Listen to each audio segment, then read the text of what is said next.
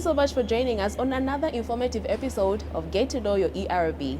My name is Chimomelungu and I am your host for this particular episode. This week's episode is focused around public relations.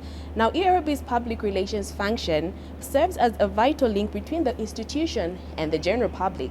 It is tasked with shaping and delivering the ERB's communications strategy, and this role ensures that the board's mandate, decisions, and initiatives are clearly articulated to the diverse stakeholders.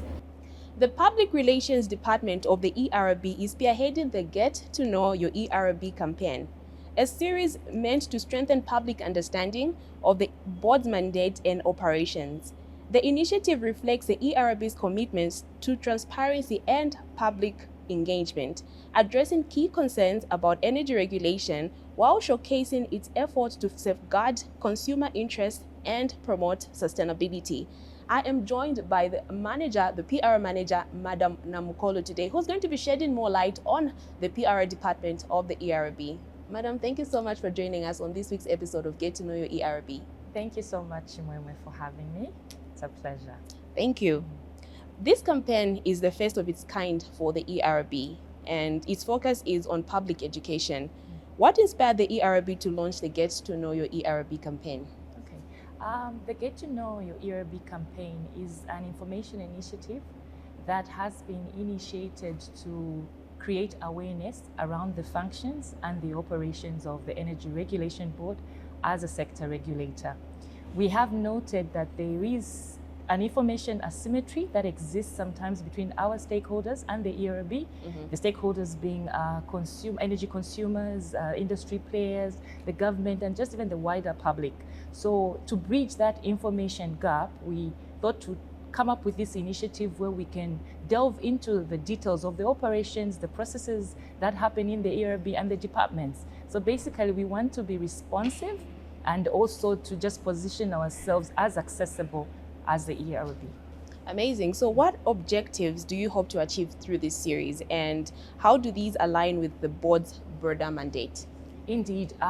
With regards to objective, I'll start by saying an increase in consumer awareness. Obviously, through public education, we are hoping that we are going to have a lot of people have an appreciation of what the ERB is about, what their functions are, and how they protect consumers and also license the industry and the sector. And also, as an objective, we also want to promote transparency. As you may appreciate, to be a recognized regulator and to be trusted, you have to foster transparency. And so we are taking an opportunity to allow the audience to come and have an in-depth appreciation of the ERB, and also just to see our multifaceted approach when as we conduct our work. I guess another objective is to highlight our achievement. It has not been an easy year, 2024, with the power deficit problems that we have faced. A lot of milestones have been achieved to promote the growth and sustainability of the energy sector. And so a lot of achievements have been attained. And this will be an opportunity for the heads of departments to communicate those achievements to our broader stakeholders. And then also, I would like to mention that just to increase engagement with our stakeholders and just the consumers. And just like I said, to ensure that we are accessible as the ERB and not seen as an elitist organization, just only deals with a specific sector. So talking about accessibility as the ERB, what considerations went into designing the campaign, from the choice of content themes to the selection of media platforms? Indeed. I would say that we looked around to see which are the core departments of the ERB and what exactly do they bring that has an impact in the sector? What do they do? And because, again, with our research, we found that people are interested in the decision-making processes that the ERB undertakes to arrive at its initiatives and those statements that we bring out, and just the operations in general. So we looked at also what does the Office of the Director General do for the ERB's mandate? So he will speak to the vision and the mission and the strategic direction. And then we have the departments that I could outline as the technical regulation. We have the licensing department. We've got the corporate and consumer affairs department. We've got the I would say the Directorate of Finance. we've got the economic regulations, and the themes around that would be safety of the production of services and goods in the energy space. We're going to talk about issues of consumer protection, complaints handling, how do we license, what is the criteria, how much do you need to pay to license, and also we're just going to talk about how do we set our prices and tariffs through these various departments that I earlier highlighted. So basically our theme is around what we do and how we do it, so that we take everybody along in our decision-making processes and how we just carry out our regulation in the energy space. But also the choice of platforms. I think, Chimwemwe, you would agree with me that social media currently and digital platforms have really taken over, you know, the communication process. So we thought maybe we could do something on the digital space, and so social media was the starting point for this. And also we'll also probably use other platforms such as, you know, TV and radio as we go along. But this was the starting point, and that's what led to our choice of a platform, because it is the most used currently and has a wider reach with our targeted audience. Amazing. So, Namakolo, you would agree with me that we usually have a lot of concerns from the general public, especially when it comes to the energy sector. Yeah. How does the campaign address public concerns about the energy sector and ensure the content is relatable to the average Zambians out there?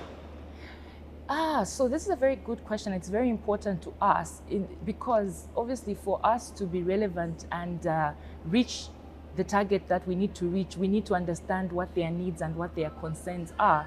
So we did undertake a number of perception and awareness survey that informed the decision to undertake this type of a campaign. Part of the feedback of those surveys was that there's not enough information about our operations as a board. So this is what it is trying to cure. It is trying to bridge that information gap that exists between our different stakeholders. People would like to come and apply for licenses, but they don't know where to start from. So what best scenario to use than to actually share how can you apply for a license at the ERB? People want to understand, how did you arrive at that price that you set for, let's say, petroleum products? How did you set that tariff with electricity by ZESCO? So there are processes, and so the needs of the consumers will be met, hopefully, with this campaign, because the information that they need to be active participants in the energy sector will be given to them. And I think that is the motivation behind the campaign. Talking about the motivation of the campaign, you would agree with me that it is one thing to come up with the campaign, and it is another to come up with a campaign that actually addresses some of the concerns out there. Yeah. So how does this campaign help highlight the ERB's role, achievements, and also your commitment to Zambia's energy sector? Indeed. As I earlier mentioned, we are going to showcase the different directorates, and these directorates are going to explain the functions that they have with regard to achieving the overall mandate. So there's cross departmental collaborations that will be explained, but also when it comes to achievements, you know, we have achieved so many things in this year. For instance, we've got the new open access regulation. We've got the net metering framework.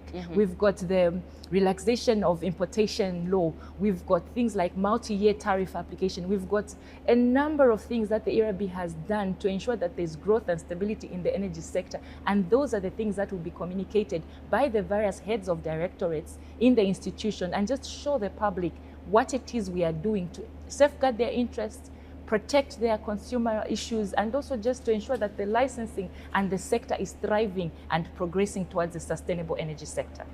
So when all has been said and done, when we put out the information out there as ERB and the campaign comes to an end, how are you going to evaluate the campaign, and also how will you measure the success of the Get to Know Your ERB, and what outcomes would determine the campaign has achieved its goals at the end of the day? 4 actually outcomes come to mind right now. I would say enhanced visibility. So we hope that with this campaign, we will have enhanced visibility, and that will also be seen through the number of engagements that will be on our social media platforms. And obviously we have partnered with Financial Insights. So we hope that even on your platform, we will get good engagement. So that would be an outcome, and also a measure that would use to show the success of our campaign. And on the other hand, once a consumer like yourself, Chimwemwe, is educated on their rights and responsibilities, you hope that at the end of it, you will be able to act when your rights are infringed on. So we hope to see consumer complaints come through, people come and complain to us about the injustices that they may face as they consume energy products and services. Should you put your car be contaminated with the wrong fuel, you can come to the ARB. So for us, when we see our complaints numbers go up, it is an indication that we are communicating effectively and people are receiving the message. But also with licensing, how many new applications will come through as a result of this communication that we're putting out there, the simplicity of the process. So we hope that, again, we'll be able to see our numbers in the licensing applications grow, and also compliance. These players in the industry, we hope to see that they will be compliant, and we'll see the compliance levels go up, and then we'll be able to measure to say, indeed, our campaign has been successful. Amazing. Madam, you have been absolutely amazing. Thank you so much for the insightful information that you have brought out today. Any last message that you have to the general public out there in relation to our topic of discussion for today?